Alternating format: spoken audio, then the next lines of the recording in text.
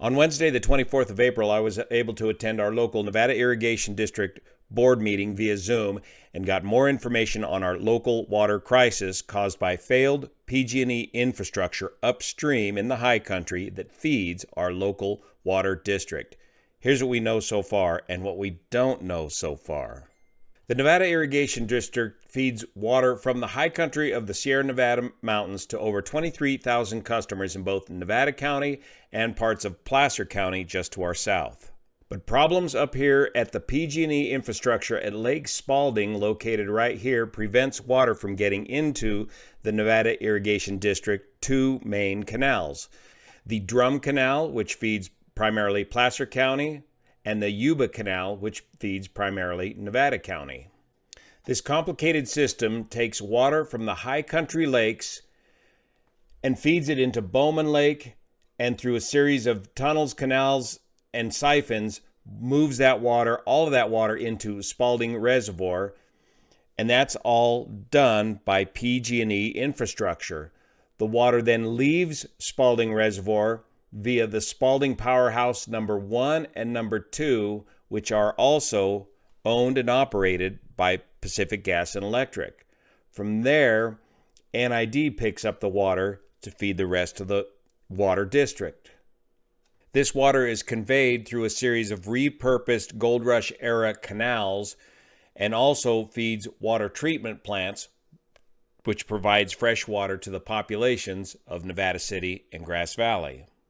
We now know there are no less than 4 major problems with the Pacific Gas and Electric infrastructure up here at Spalding that is preventing the water from getting into the system, the canals here at NID.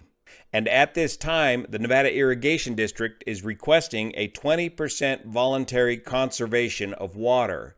And right now, PG&E has a date of June 18th that they can begin to get enough repairs done to begin flowing some water through the NID system that can get us through this crisis. If we do not reach this June 18th date, which has already slipped several times, we may very well see ourselves in a water emergency situation here in Nevada and Placer counties in the NID district.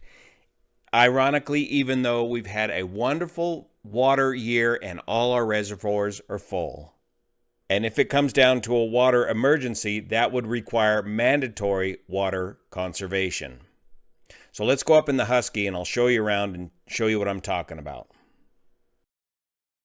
So here we are over the Spalding Reservoir in the Husky with my thumb desperately trying to not lose the camera out the open window.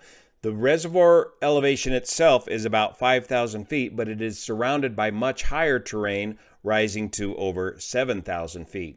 This is the dam at Spalding, and this is the main spillway at Spalding. The reservoir is full, the snowpack is normal, and so the reservoir is spilling water out of the spillway. And that spillway spills the water into the South Yuba River. Over here is the powerhouse location, the 2 powerhouses. There's a parking lot here and a tramway, a covered tramway in which to get men, personnel, and equipment down to Spalding Powerhouse number 1, located on this cliff face right here, and Spalding Powerhouse number 2, located down here. Water comes out of the Spalding Reservoir and is tunneled underground via this shelf and splits in 2, feeding both Powerhouse number 1 and Powerhouse number 2. Once this water exits these powerhouses after producing some power, Powerhouse number 1 tunnels this water out of here and feeds the Drum Canal, and out of Spalding Powerhouse number 2, once that water is moved through the turbines, it feeds the South Yuba Canal, located down here on this very narrow rocky shelf and steep canyon. Now, as we fly further downstream, we'll begin to see the first major problem. There, see that helicopter located right there? That's the location of a major break in the Yuba Canal pipe. A 56-inch diameter steel pipe was completely knocked off the side of the mountain by a huge rock slide starting from way up here, sliding down and taking out this huge steel pipe that is mounted on a dry stacked wall ledge, and push that pipe right nearly down to the bottom of this canyon. And it looks like this break is nearly at least 200 feet long. See if we can get a better view of it as we come around. So PG&E crews are working on stabilizing the situation right now.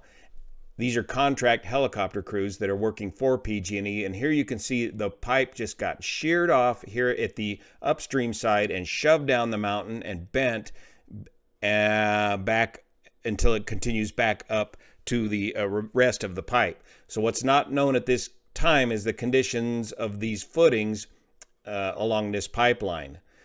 So this prevented water from entering the South Yuba Canal at this point, but there is a workaround. So as the two water systems leave the powerhouses, they proceed parallel to one another, with the drum line being at the higher elevation coming out of powerhouse number 1, and the Yuba coming out of powerhouse number 2 at a lower elevation. The drum tunnels under and daylights downstream just right about here. And right about where the drum line daylights into a canal, there's an outlet system right here where they can divert water from the drum line and convey it just right over the rocks and into the South Yuba Canal, thereby bypassing the broken pipeline located up here in the canyon. A couple of still shots I was able to get of the damage. So they're going to have to rebuild this entire shelf and a lot of the footings along this pipe. So it sounds like they're going to do an initial temporary repair and followed by a more permanent repair to this system, PG&E. So if this was the only problem we had, we would easily be able to bypass this water and we would not be in a water emergency, as rock slides are a part of life here in the high country, and it happens rather frequently. It's a natural phenomenon, not much you can do about it. However, there are no less than 3 other PG&E related infrastructure problems just upstream that we need to check out next that are preventing any water from getting into any of these canals. Back up here at the Spalding Reservoir, where we have the Spalding Powerhouse number 1 and number 2, a little closer view right here. Remember, the water comes out of the Spalding Reservoir and splits into 2, feeding each of these powerhouses individually. The water does not need to go through this powerhouse and then feed that powerhouse. It splits prior to the powerhouses. Here at Spalding Powerhouse number 1, there are 2 water turbines that convert this water pressure into electricity to help offset the cost of this infrastructure. And these powerhouses have been a part of the PG&E system for a very long time. The problem at the number 1 powerhouse is this discharge horn. The water flows through the water turbine and then exits the water turbine through the middle. And that is the discharge horn that the water discharges out through. And I understand it is a steel and a concrete structure. Because this discharge horn, both of them have begun to fail, not only have the horns failed, but that has also eroded the columns that support the entire powerhouse itself. So the entire powerhouse needs to be dewatered, and the columns need to be repaired as well as the discharge horns at the same time. And so the plan of attack right now is to, if they can just get one of these discharge horns repaired and all of the columns repaired, and then begin feeding water through that one single turbine, they can get water back into the entire system and get 300 CFS cubic feet per second into the drum line, which will feed Placer County, and then bypass the broken pipeline part and get 50 CFS, 50 cubic feet per second, into the Yuba Canal, which will feed the Nevada County water side of the situation. And PG&E has made it clear that the columns that support the powerhouse are not destroyed, they're just deteriorated or eroded, and this is the work that needs to be done by June 18th, if we can just get one of these discharge horns working again. But we're now learning that this is not the only PG&E problem up here at Spalding. The wicket gates to powerhouse number 2 are in need of repair and renders powerhouse number 2 inoperable. The wicket gates are the gates that open and close the water flowing into the turbines into powerhouse number 2. So even if we got the pipe repaired, we couldn't use powerhouse number 2 until the wicket gates are fixed. And another thing, the river valve outlet system, I'm not sure if those valves are located down here or further up back here at the base of the Spalding Dam. The river valve outlet valves are in need of repair and are apparently inoperable, so there's no way to get water out of the Spalding Reservoir at the low level point. So it appears to me that once the water begins no longer spilling out of the normal spillway action of Spalding, there is no other way to get water out of Spalding Reservoir at all until one or more of these repairs are made. This South Yuba Canal, which is owned and operated by the Nevada Irrigation District, is critical to us customers here in the Grass Valley, Nevada City area because this is what conveys water from the Spalding Reservoir into the Deer Creek and Scotts Flat Reservoir system. The demand for water downstream of Scotts Flat is too great for the Deer Creek watershed to handle alone. It needs to be supplemented by this additional water from the South Yuba Canal. And this requires constant effort year-round by your local water district, including keeping ice out of the system and running clear year-round. So the South Yuba Canal winds for many miles after leaving the powerhouse number 2 down this canyon, zigzags back and forth across several drainages before dumping into the Deer Creek forebay located right here. From the Deer Creek forebay, that water drops down into the Deer Creek powerhouse and then feeds Deer Creek, which feeds in turn Scotts Flat Reservoir and Lower Scotts Flat Reservoir. So here's what the Deer Creek forebay looks like overhead just a couple of days ago. It's almost dried up because of the lack of water from the South Yuba Canal, and here's Scotts Flat Reservoir located downstream, which is nearly full at this time because of our good water runoff year, and Grass Valley and Nevada City located just downstream of that. Here's another view of the forebay.